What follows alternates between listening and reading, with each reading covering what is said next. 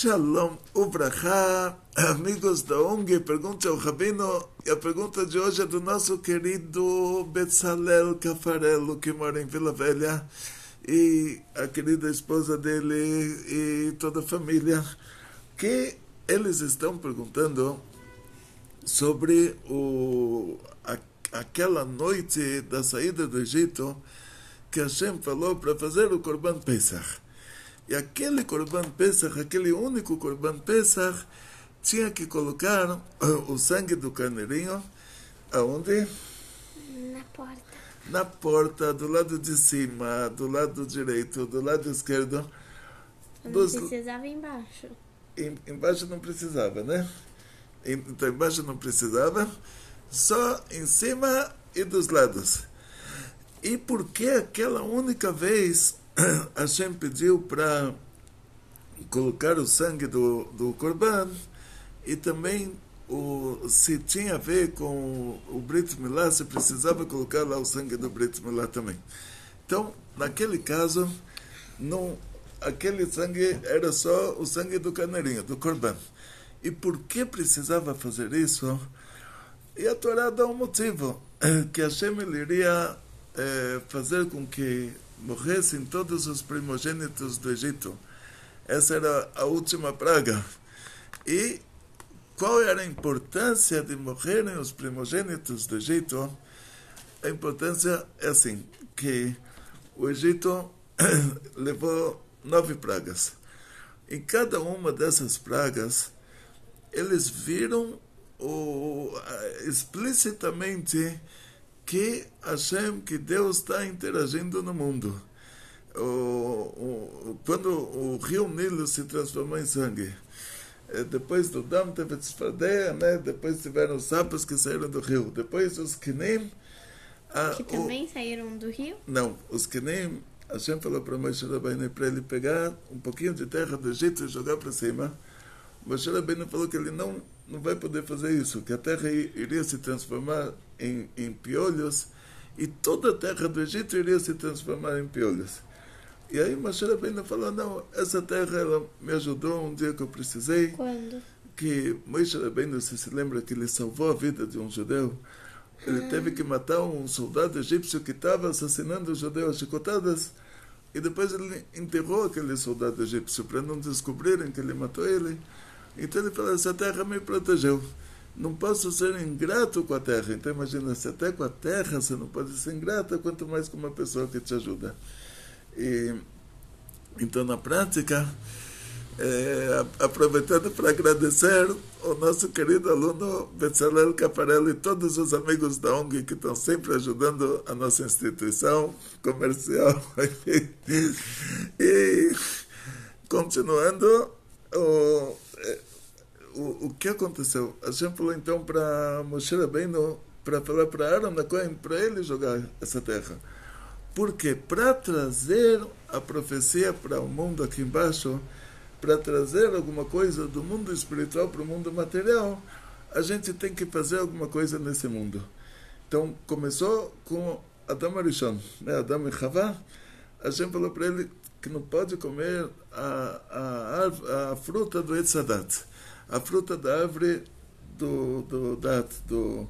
da conscientização, né? O Dat, O que é conscientização? Conhecimento. E por que não podia? Não podia, naquelas 3 primeiras horas, na sexta-feira, quando Hashem criou o Adão e a Havá, Por que aquela fruta que ela tinha estava que- sincronizada com uma força espiritual negativa, chamada Klipat Noga. Mas para trazer a coisa ruim para o mundo, que seria essa Klipat Noga, teria que fazer alguma coisa, fazer uma ação. Porque esse mundo é o mundo da ação. Mas por que iríamos trazer a coisa ruim para o mundo? Por quê? Porque Hashem falou para não fazer, a cobra falou para fazer. Se a gente obedecesse a Hashem, a gente não traria coisa ruim para o mundo, mas o Adão e a Havá, eles ouviram a cobra e aí eles fizeram coisa errada. Só que aquela ação que ele fez de comer aquela fruta trouxe a Klipat Noga para o mundo, por isso que todo mundo morre. Aí, depois de 80, 90 anos, né? Depois dos 120, Aí 120 com saúde de 20, mas daqui a pouco vai ter a Geulah e você 120 mil anos. Daqui a pouco vai ter a Geulah e ninguém mais morre, né? Então, voltando para o nosso assunto. Para trazer a praga para o mundo, eles tinham que fazer alguma coisa nesse mundo para trazer a profecia para baixo. E nessa praga dos piolhos, os assessores do faraó que estavam aconselhando ele o tempo todo, eles eram os Hartumei Mitzrayim, os feiticeiros do Egito. Na primeira praga, eles fizeram uma experiência, pegaram um copinho de água e transformaram em sangue. Quando reuniram com os Keshufim, com os feitiços deles. Aí eles falaram, tá vendo, Moshe Rabbeinu é um feiticeiro maior do que nós.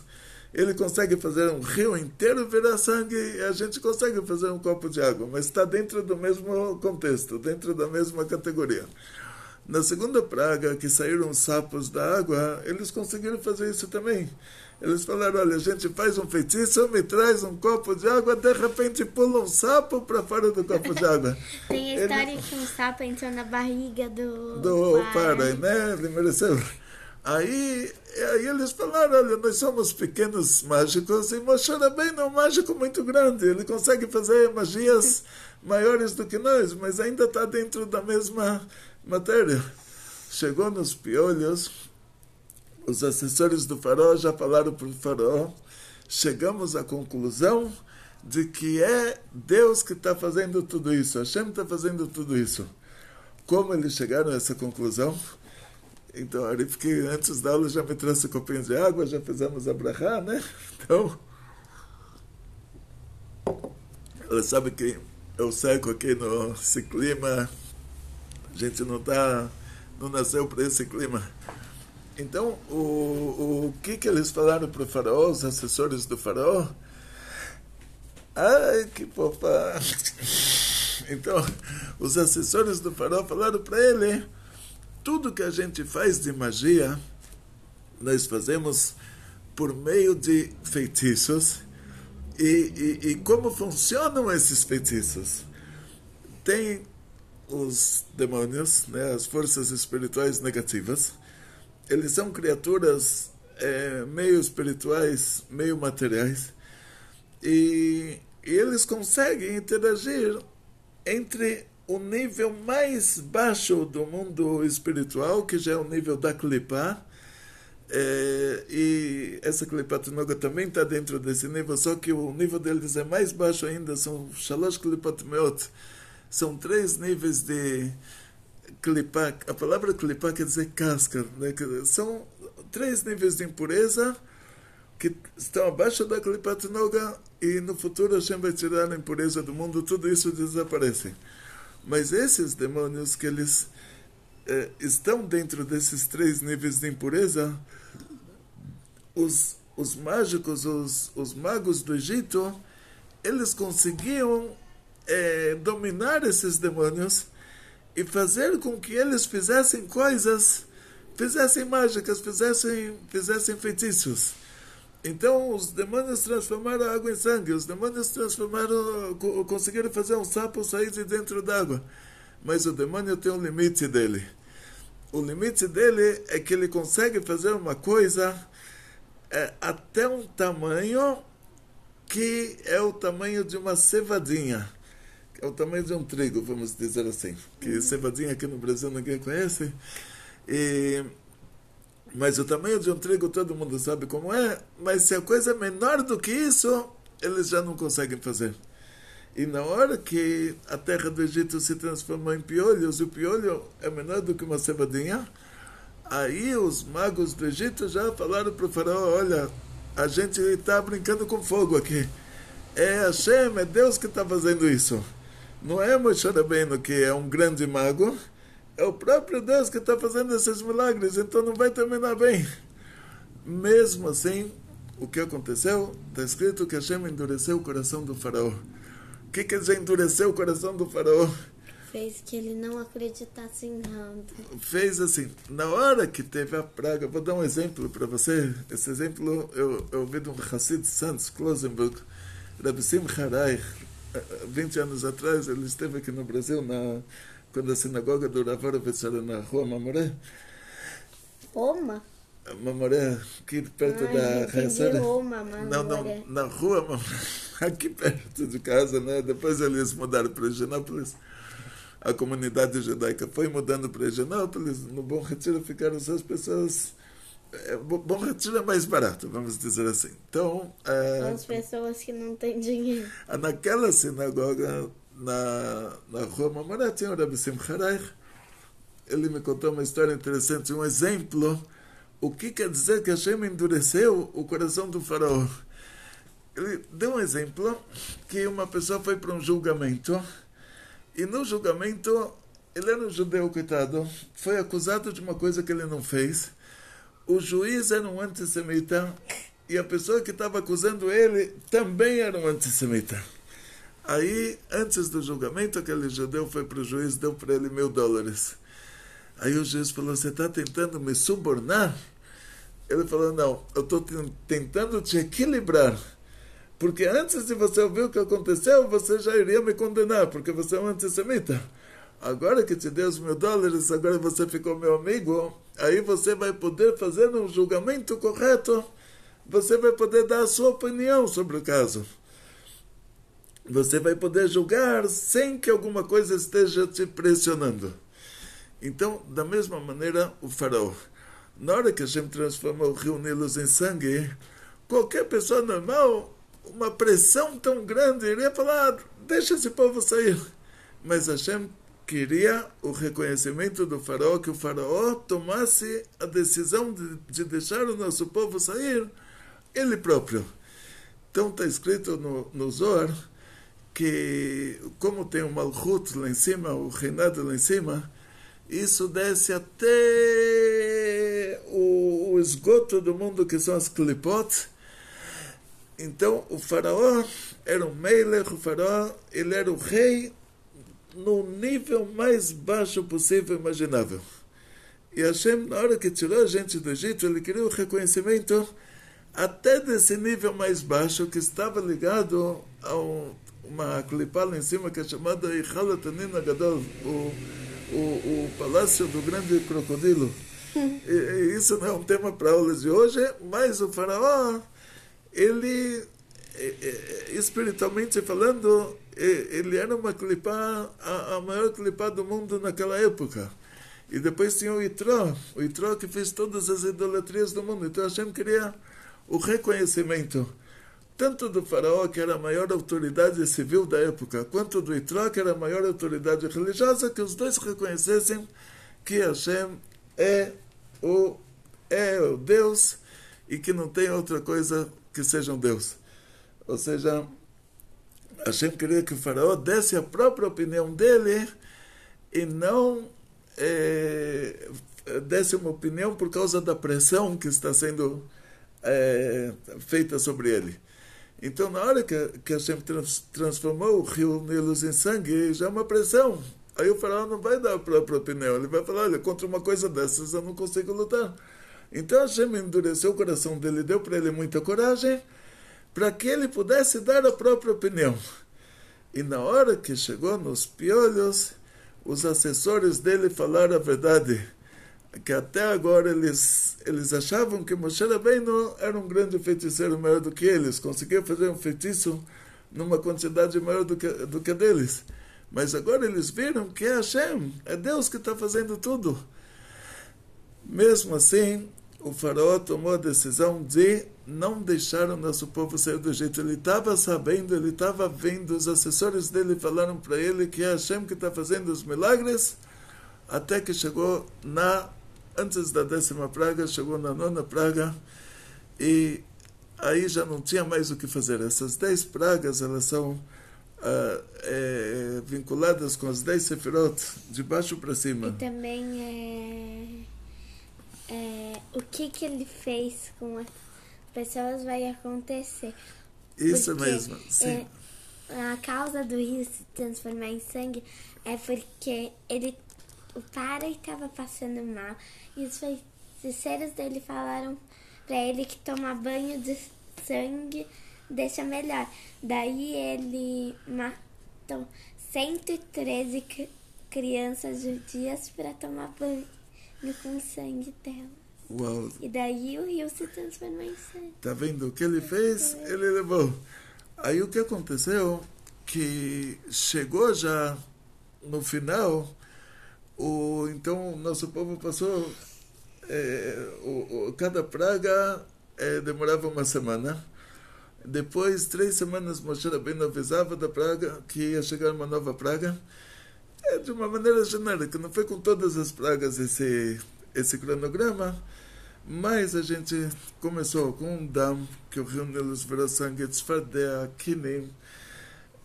Quando chegou na 9ª praga, o faraó falou para Moshe: não quero mais te ver. Aí Moshe Rabbeinu, naquela hora, Hashem se revelou para Moshe, fala para ele que tem mais uma praga agora, e depois dessa, ele vai deixar a gente sair do Egito. E qual era essa 10ª praga? Que iriam morrer todos os primogênitos do Egito. E o paro era um. O paro era um. E qual era o problema com os primogênitos do Egito? O que isso poderia ameaçar? Cada família tinha lá 10 crianças. Porque quando Beis-Hamikdash for construído com Mashiach, vão ser os Bechors que vão trabalhar no Beis-Hamikdash. Muito, muito bom. O que aconteceu naquela época, a estrutura do Egito antigo, era que o filho do rei, ele se tornava o rei, o filho do sapateiro se tornava sapateiro, o filho do ferreiro se tornava o ferreiro é a pessoa que trabalha com ferro. O filho do marceneiro se tornava o marceneiro, ou seja, o pai repassava a profissão dele para o primeiro filho, o Bechor, o filho primogênito, e os outros, eles eram os ignorantes. Ou seja, o pai que ele era um marceneiro, ele ensinava o primogênito dele, o filho que nasceu primeiro, a ser um marceneiro, ensinava para ele todos os segredos da marcenaria, e os outros filhos não sabiam nada. Então, na hora que morressem os primogênitos, imagina que num país como o Brasil, toda pessoa que sabe ler e escrever morre, Deus me livre. E só, mas eu sei ler. Não, então aí só ficassem pessoas que não sabem ler e escrever. Iam ficar só bobos e bebês. Aí o que ia acontecer? O país acabou. Ou seja, imagina, todo mundo que sabe ler e escrever morre e o país acaba. Então, na hora que morressem os primogênitos, não iria sobrar no Egito uma pessoa que soubesse fazer alguma coisa. Não ia ter um sapateiro, não ia ter um marceneiro, não ia ter um ferreiro, não ia ter nada. Quer dizer, só iriam sobrar pessoas totalmente ignorantes, e pessoas totalmente ignorantes não saberiam dirigir um país que era os Estados Unidos da época, era a maior potência mundial.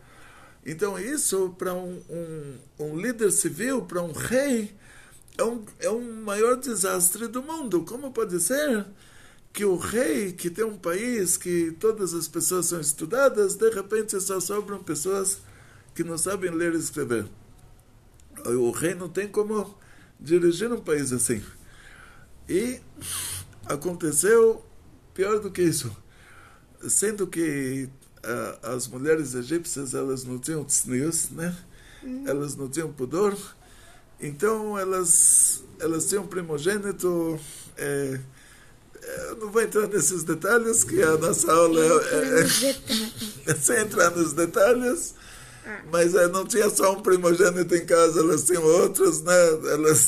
Mas sem entrar nos detalhes, teve a praga dos primogênitos, todo primogênito morreu, o Egito ficou um país de última categoria mundial, virou de superpotência mundial, eles caíram para um nível que é um nível mais baixo. Então, quer dizer, depois disso, o faraó foi obrigado a deixar o nosso povo sair do Egito.